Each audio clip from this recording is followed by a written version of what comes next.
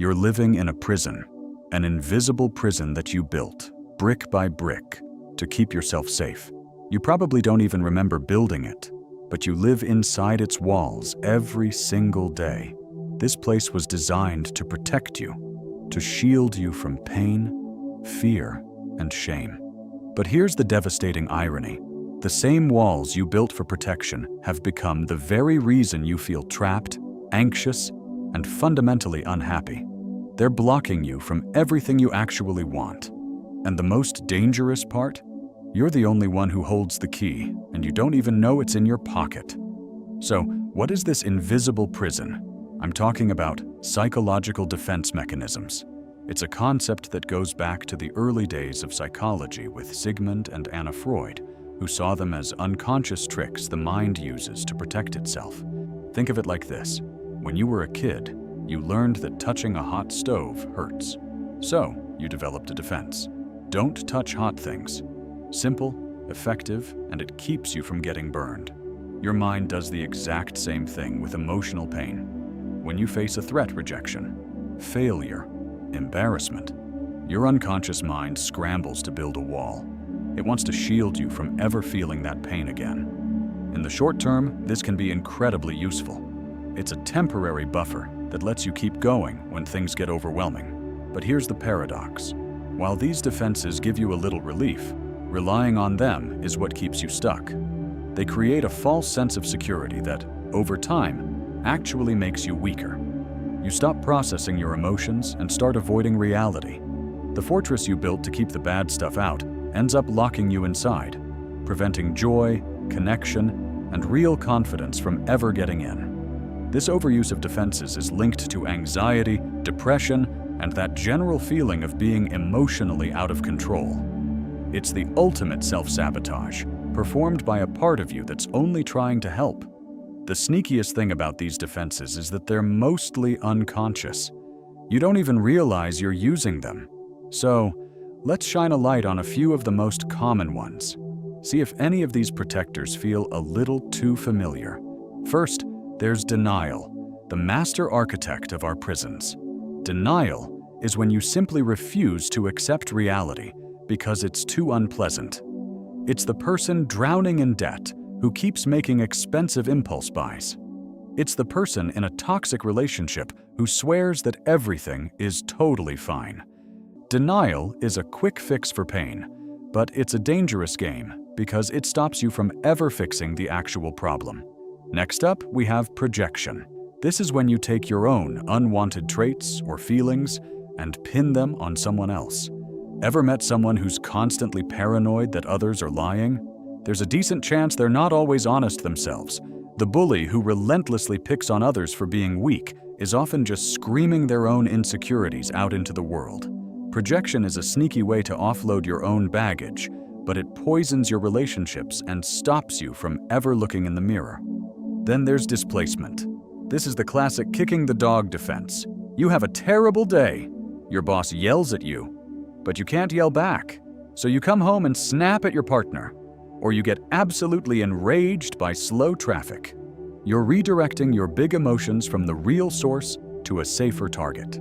Displacement might feel like a release, but all it really does is hurt innocent people and leave the source of your anger totally untouched. And finally, let's talk about rationalization. This is the defense for smart people. It's when you cook up perfectly logical-sounding reasons to justify not-so-logical behavior. I cheated on the test, but I mean everyone does it. I'll start my diet on Monday. This week was just too stressful to even think about it. Rationalization is building a wall of excuses.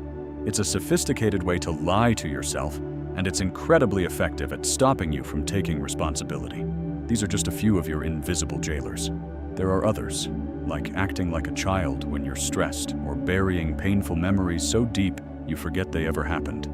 Each one is another brick in the wall that separates you from the life you deserve. If you're in your late teens, 20s, or early 30s, you are living in the perfect storm for these defenses to take over. Your life is a whirlwind of huge decisions, career pressure, and relationship drama.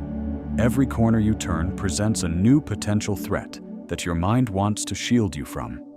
Social media has become a playground for projection. You scroll through perfectly curated lives and project your own feelings of inadequacy onto them, spinning up a cycle of comparison and anxiety. The pressure to succeed leads to non-stop rationalization, justifying cutting corners or taking a job you hate because it's what you're supposed to do. And the dating world? It's a minefield of potential rejection, making it so easy to build walls of denial about a partner's red flags or displace your frustration from old heartbreaks onto new people. We are more connected than ever, yet we're building thicker walls to protect our fragile egos. The message we've all absorbed is that vulnerability is weakness. So you build your fortress, brick by unconscious brick, hoping to look strong. But true strength isn't being impenetrable. It's having the guts to be vulnerable. So how do you break out of a prison you can't even see? You don't need a wrecking ball. You just need to be willing to turn on the lights. It all starts with one simple but incredibly hard step: awareness. You can't change what you don't acknowledge. The first step is to just notice your defenses without judging yourself. When you feel that knee-jerk reaction, that urge to blame someone else, projection, make an excuse, rationalization, or pretend a problem isn't there, denial, just pause for 1 second and ask yourself, what am I trying to protect myself from right now? This leads to step 2. Understand the root. Your defenses aren't random. They're a direct response to a specific fear. Are you terrified of failing? Are you scared of being alone? Are you avoiding a feeling of shame? Don't run from the answer. Your feelings aren't the enemy. They're messengers trying to tell you what needs to be healed. The third step is the bravest one. Sit with the discomfort. Our gut reaction is to run from negative emotions, but the only way out is through. Instead of throwing up a wall, let yourself actually feel it. Feel the anxiety, the anger, the embarrassment. Don't act on it. Don't distract yourself. Just observe it. You'll discover that feelings are just energy.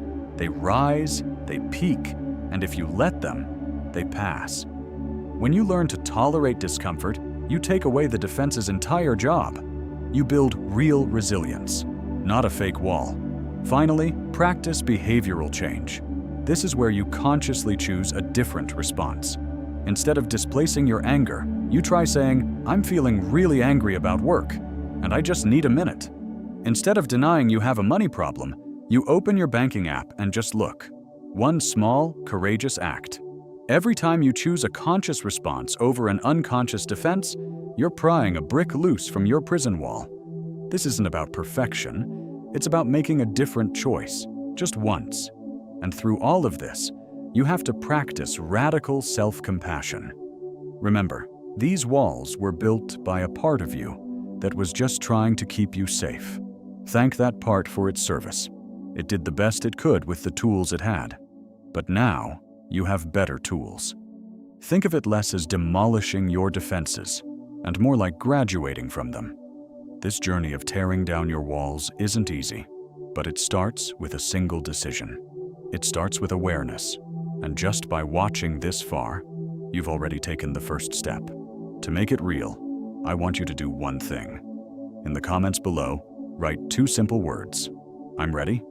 You don't have to explain what wall you're facing or what defense you recognize. Just declare your readiness to start.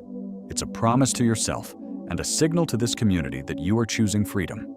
And if you're ready to keep going on this journey, make sure you subscribe and turn on notifications. Because this is just the beginning, and you don't have to do it alone. The life you truly want, the one filled with authentic confidence, deep connection, and real, lasting happiness, isn't found by building your walls higher. It's found in the rubble of those walls after you've had the courage to tear them down. It's a process. It's difficult.